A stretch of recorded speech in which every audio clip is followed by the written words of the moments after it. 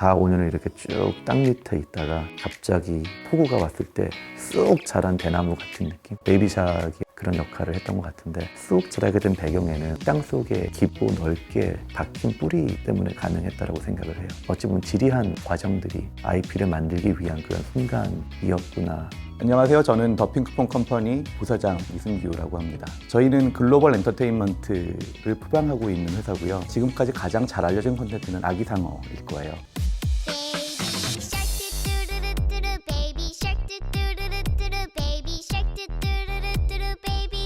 올해 1월에 이제 최초로 100억 뷰를 돌파한 비디오고요. 애니메이션과 음악, 춤 이런 것들이 결합된 형태의 모든 사람들이 즐길 수 있는 그런 콘텐츠를 만들고 있습니다.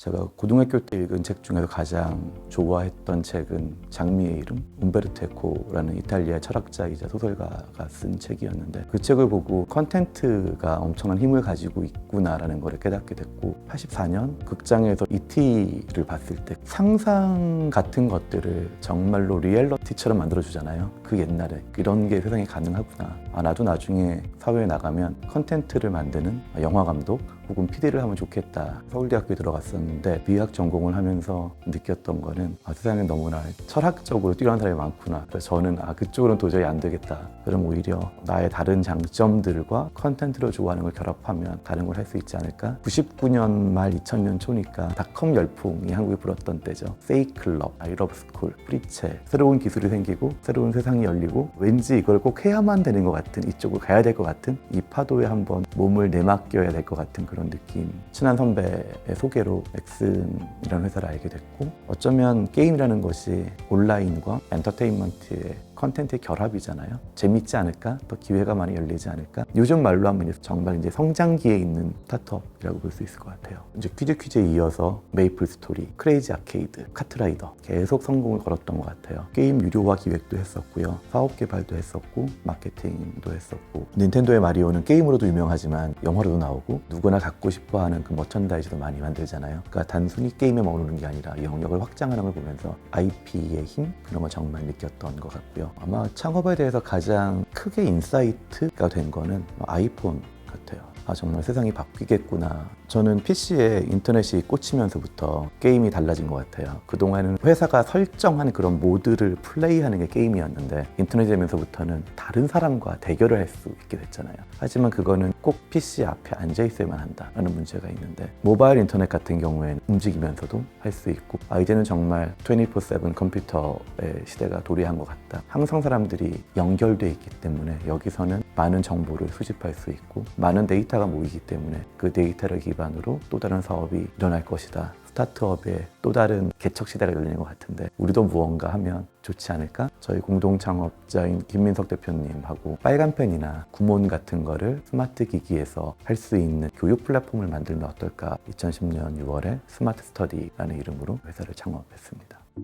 처음에는 영어 단어 앱 같은 거를 만들었어요. 저희가 투자한 거에 비해서 사실은 성과가 많이 안 나오는 편이었어요. 야심차게 밀어봤던 거는 스티커북 벽에 붙이고 엄마한테 혼나고 하는 그런 책이 있잖아요. 그래서 그 책을 디지털로 바꿔보면 어떨까? 스티커를 제 위치에 붙이면 이렇게 소리도 나고 아이폰이 진동도 하고 애니메이션 효과도 있고 잘못하면 또 삐 소리도 나고 근데 그 앱이 역시 저희의 기대보다는 좀 못 미쳤던 것 같아요. 그러다가 한 시도가 어린이용 애니메이션 뮤직비디오를 한 8곡 만들어서 인기율동 동요 앱을 만들면서부터 우리가 만든 이 제품이 시장의 문제점을 해결했구나. 부모님 입장에서는 아이의 시선을 잠시 이렇게 잡아둘 게 필요하잖아요. 특히 혼자 커피를 드시고 싶을 때도 있고 공공장소에서 아이가 너무 시끄럽게 할 때도 있고 2, 3분 정도 컨텐츠가 있으면 아이의 시선이 그쪽으로 가게 되고 또 이 컨텐츠가 너무 길면 도중에 이제 뺏기가 애매하잖아요. 근데 한 3분, 2분 정도는 적당한 길이를 보고 스톱할 수 있기 때문에 그런 장점들이 있었던 것 같고 그때 인기율동 동요 같은 경우에는 국내뿐만 아니라 전 세계에서도 상위를 차지했었거든요. 키즈 분야에서. 저희 회사는 글로벌 플랫폼의 영향 혹은 도움 혹은 트렌드를 되게 잘 탄 회사 같아요. 인기 율동 동요 앱도 만약 구글이나 애플 같은 글로벌한 앱스토어가 없었으면 사실은 다 지역 로컬마다 다시 다 만나야 되면 시간도 걸리고 비용도 만만치 않았을 것 같아요. 그런데 글로벌 플랫폼이 생기면서 정말 클릭 한 번이면 전 세계 사람들과 만날 수 있는 접점이 열리게 된 거는 커다란 장점이 있는 것 같고요. 미국에 출장 갔을 때였던 것 같아요. 자기 주변 사람들은 앱으로 영상을 안 보고 유튜브에서 동요 채널 같은 걸 찾아서 본다라는 얘기를 듣고 정말 검색을 해보니 몇 있더라고요. 저희보다 퀄리티는 훨씬 안 좋은 것 같은데 구독자 수가 상당히 많고 뷰수가 상당히 많아서 앱이 100이라는 사람이 들어오면 사실상 유료 고객이 되는 거는 5명 이하라고 저는 보기 때문에 95명의 그동안 고객이 아니었던 사람들을 고객으로 할 수 있는 서비스가 유튜브가 되겠구나라는 생각이 들었어요. 유튜브에 한번 영상을 올려보는 게 좋지 않을까라는 생각이 들어서 그때 사내 유튜브 TFT를 만들고 영상을 올리면서 테스트를 해보기 시작했어요.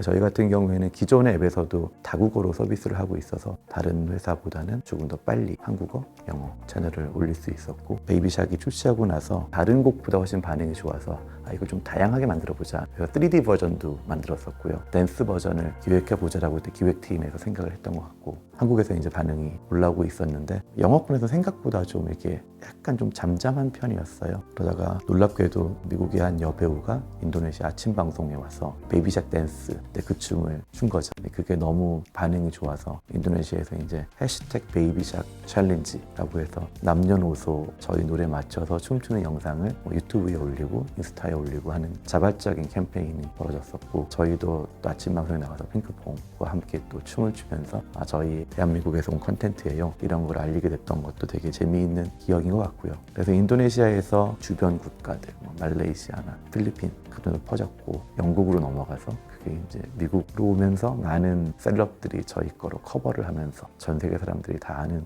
컨텐츠가 된 것 같아요. 지금까지 동요는 조금 더 강한 동물들이 별로 안 나왔잖아요. 다 토끼, 나비, 잠자리, 곰은 무섭긴 하지만 우리에게 곰은 이제 테디베어나 곰돌이 같은 느낌이잖아요. 클래식이나 전래동요에서 모티브를 가지고 와서 이거를 좀 K-팝식으로 바꿨던 것들 저희가 그런 쪽으로 좀 용감하게 도전을 했던 부분도 일종의 좀 의외성? 너무 똑같으면 지루하고 그렇다고 완전 새로우면 다가기 힘든 경향이 있는 것 같아요. 진부함과 진보 사이 그 어딘가에 있어야 되는 게 저는 콘텐츠라고 생각을 하는데 뉴 밀리어, 새로운 것과 퍼밀리어한 거의 결합 오히려 기존의 아동용 콘텐츠를 만들었던 사람들이 아니고 외부자여서 그동안에 이건 당연한 거야 라는 거에 대해서 저희는 잘 모르니까 그냥 도전을 할 수 있었던 것 같습니다. 가장 오래 가는 부분의 스토리 같아요. 스토리와 캐릭터. 겉으로 보이는 그냥 예쁜 귀여운 게 캐릭터가 아니라 그 캐릭터 하면 떠오르는 어떤 감정들. 근데 그런 감정이나 밸류는 단어로 설명되는 게 아니라 이야기를 통해서 사실은 보여지는 것 같아서 어떻게 하면 이야기를 잘 쓰는 사람들을 회사로 모실 수 있을까? 같이 일할 수 있을까? 돌이켜보면 약간 아쉬운 부분들은 베이비샥 아기상어 같은 경우에는 그냥 노래 가사잖아요. IP 사업을 정말로 생각했다면 이름을 지어줬어야 될 것 같아요. 미키마우스지 베이비마우스가 아니잖아요. 핑크퐁의 친구든 호기라고 하는 고슴도치도 있고 제니라고 하는 토끼도 있는데 핑크퐁에 비해서는 인지도와 선호도에서 차이가 좀 많이 나는 부분이 좀 개인적으로 아쉬운 부분이고 이런 걸 어떻게 더 잘해야 될까 계속 고민하고 있는 부분이고요. 컨텐츠의 인기는 사실은 시드는 게 일반적이잖아요. 단순히 컨텐츠에 머문 게 아니라 제품이 나오고 또 다른 컨텐츠가 추가로 나오면서부터 이게 IP가 되고 브랜드가 되기 때문에 지금까지 갈 수 있는 원동력이 된 것 같아요. 컨텐츠 하나하나를 잘 만드는 것도 참 중요하지만 그 컨텐츠를 만드는 회사의 브랜드 찬욱 감독님 영화 나오면 보러 가는 것처럼 봉준호 감독님 영화 나오면 보는 것처럼 작가로서의 브랜드를 가지는 게 참 중요하다는 생각이 첫 번째고요. 남들이 좋아하는 걸 잘 만들어야 되는 것 같고 팔릴 만한 거를 잘 만들어야 되는 것 같고 시장과 고객과의 관계 또 컨텐츠를 만드는 스타트업들이 저는 신경을 써야 되는 부분이라고 생각해요. 베이비샥이라는 정말 멋진 안타를 쳐서 다음 타석에서는 이제 사람들이 기대하겠죠. 저희도 생각이 있겠죠. 이번에는 홈런 혹은 진루타라도 쳐야 되는 게 아닐까? 그동안은 계속 동물형 IP만 좀 고집했던 것 같아요. 비즈니스적으로 보면 인간형 캐릭터는 디즈니나 마리오 이외에는 그렇게 반응이 좋지 않고 대부분 동물형 캐릭터가 인기가 좋은데 실생활을 다루는 데는 사람 가족이 제일 효과적이라는 생각이 들어서 엄마 아빠와 새 아이를 둔 가족의 이야기를 다룬 베베핀이란 새로운 IP 채널을 오픈했는데 채널 생성한 지 100일이 안 돼서 구독자 수 100만 명을 돌파했거든요. 저희가 그동안 이제 베이비샥이나 다른 채널을 론칭하면서 얻었던 노하우들을 가지고 우리가 단지 운으로만이라고는 이제 할 수 없게끔 시도를 하고 있고요. 또 올해 말 내년에 다양한 IP들이 나올 텐데 이걸 또 시장에서 어떻게 잘 안착시킬지 많은 고민이 필요한 시점인 것 같아요.